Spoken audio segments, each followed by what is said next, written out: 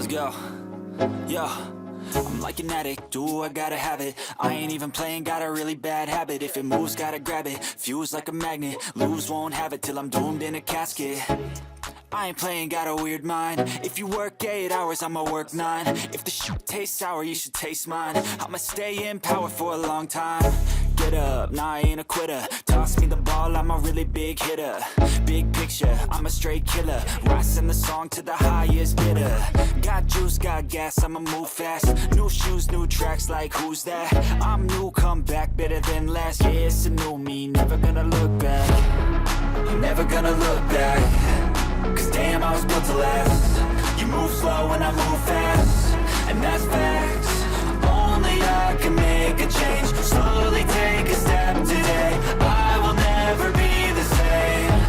Cause that's what it takes.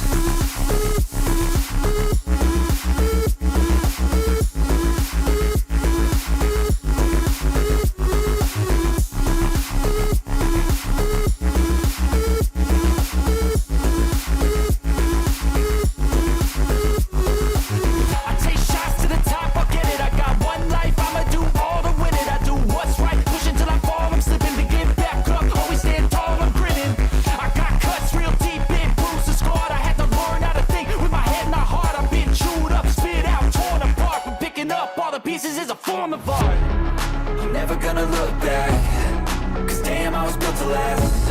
You move slow and I move fast, and that's fact.